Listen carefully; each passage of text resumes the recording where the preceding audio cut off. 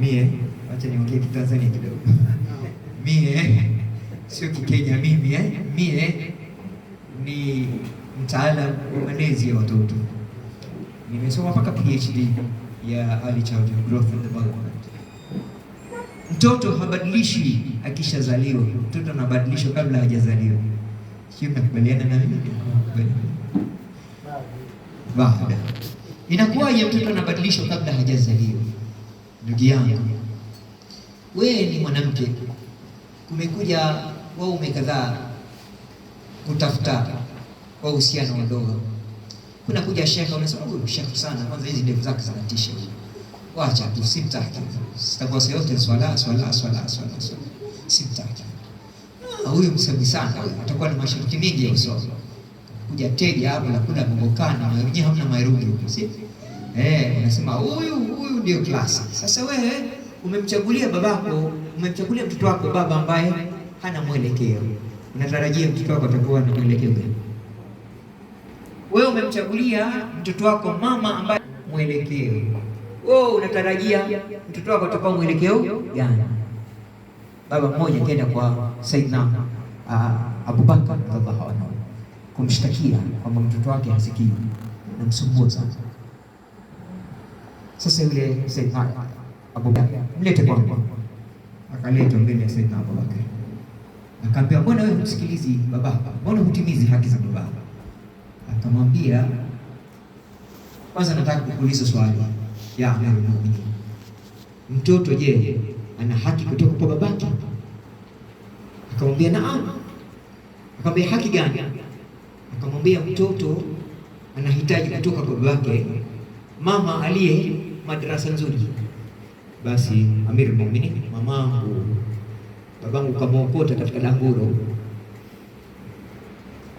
Ya pili, mtoto anatakikana apewe jina zuri. Subhanallah, babangu kanaita Soko, jina zuri hilo. Mtoto anatakikana apelekwe shule nzuri. Babangu hajanifundisha hata alifu, sijui hata kusoma Qur'ani mimi. Mtoto anatakikana aonyeshwe njia ya kupata maisha yake, asije akapotea akategemea watu nje, atakayeonyeshwe njia ya kwenda kupata mapato yake. Babangu kuanzia aache mamangu hajui hata na la nini, acha kuniongeza katika njia iliyonyoka. Saidna Abubakar akamwambia, basi wewe ndio kutiwa mboko, sio huyo mtoto. Baba, wewe baba ndio kutiwa mboko. Hujafanya. Sasa ni muhimu sana. Allah kula hali ushafanya hivi. Sasa mazingira ya kulea mimba yanachangia katika ukuaji wa mtoto, aidha mzuri ama mbaya. Wewe kuanzia mwezi wako wa kwanza mpaka unapozaa, mazingira yako ni Hadija Kopa peke yake. Wewe unataka mtoto afikirie nini akizaliwa? Ni Azuchu tu, Nyaza Diamond tu, nyimbo zinazopigwa ndani ya nyumba. Mama akifika na ujauzito wa miezi 7, mtoto anajua kila kinachofanyika nje ya mazingira ya tumbo la mama. Hata sauti ile ya baba kali, nyepesi, mapenzi, kadhalika babake ana connection. Ndio maana nataka kuambia hawa wenzangu, mkeo akiwa na mimba, sijui Thabit bado unazaa ama ushamaliza. Hakikisha umepitisha mkono wako juu ya tumbo lake, hasa ile mimba ikianza kupevuka, ili yule mtoto apate hisia kwamba kuna mkono unaningoja kunilea huku nje. Mbali na mamangu aliyenibeba ndani ya tumbo, kuna na mkono mwingine. Anasikia sauti mbili za mazuri, sio sauti za ukali na mbaya na kutusiana.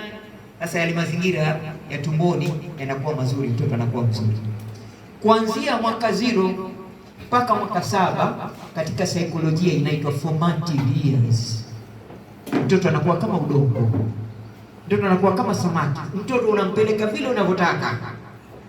Kuanzia mwaka 0 mpaka miaka 7 inaitwa formative years. Unayomfanyia mtoto miaka hii 7 ya mwanzo yanaathiri maisha yake yote. Ukifika nyumbani, chukua muda tu uangalie zile tabia ulizonazo hivi sasa, yale mambo unayofanya hivi sasa, alafu utafakari utotoni mwako. Utakuta mambo mengi ni yale uliyofundishwa ulipokuwa katika utoto wako. Mpaka leo tunakumbuka ile michezo ya kibe ya kujificha, sijui kama huko mnafanya kibe magarmashi ile miti ile na tunakumbuka mpaka sasa. Tulifanya tulipokuwa chezo. Nasema Arabu wanasema kumsomesha mtoto kabla ya miaka 7 ni kama kutengeza alama katika jabali, hata mvua ikanyesha gani. Kwa hivyo kumsomesha mtoto mwanzo, alafu kuanzia mwaka wa 8 mpaka mwaka wa 12, hii inaitwa conceptual years. Yani ni miaka ya kuthibitisha yale mazuri uliyofanya katika miaka ya mwanzo. Lakini ukifeli kipindi cha kwanza na ukafeli kipindi cha pili, baada ya mwaka wa 13 wanaitwaje? Mpaka mwaka wa 19 wanaitwaje? Teenagers. Sasa hapo shetani katawala sasa. Sasa kubadilishana ni vita, ni ngumi, ni matatizo makubwa sana. Ukifeli chini ukujui, inakuwa hata umpeleke shule ya aina gani, tabia hazibadiliki.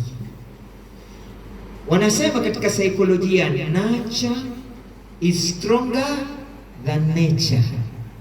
Unavyomlea kuna nguvu kuliko unavyomzaa.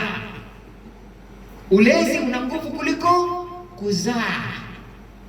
Mama anatoa kromosomu 23, baba 23, 46, mtoto anakuwa. Kama mama ni mweusi baba mweupe, kunaweza uwezekano mtoto kawa mweupe ama mweusi ama kachanganya, ama sivyo?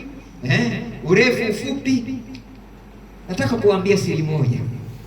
Akili na intelijensia ya mtoto inatoka kwa mama. Kwa hivyo usioe mke ambaye hana akili nzuri. Intelligence, IQ ya mtoto ni ya mama.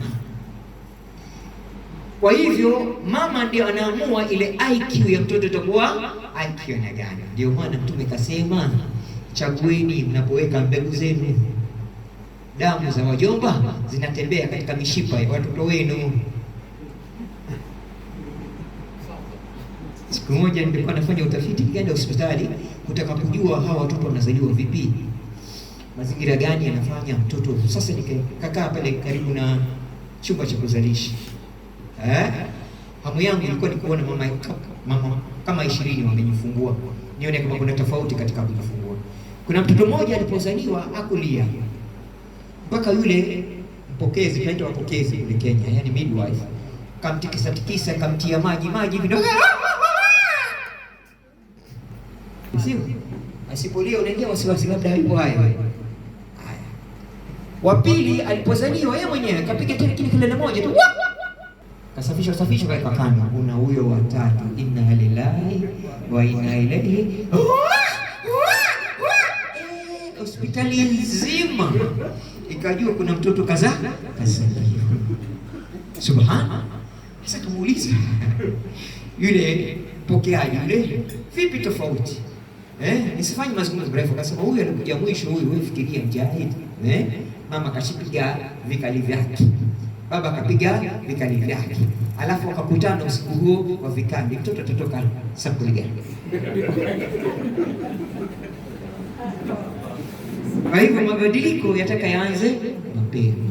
Wengi wetu tunangoja mpaka tunachelewa. Mtoto kashakomaa, ashakuwa addicted na simu, ndio unataka kunyang'anya simu wewe.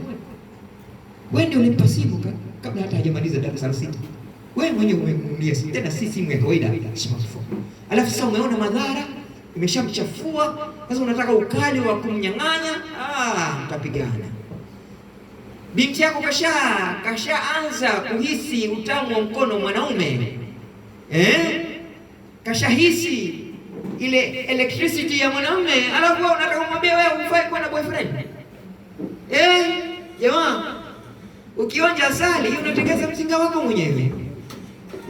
Lakini ukipatiliza mapema kumbadilisha mtoto inakuwa rahisi. Kesho sio usiku tutakuwa na kipindi maalum Ahsan Television cha malezi Ijumaa. Ukiwa na hamu ya kujua mengi juu ya malezi, tafadhali jumuika na sisi katika kipindi hicho cha malezi inshallah. Natumaini nimejibu swali lako inshallah.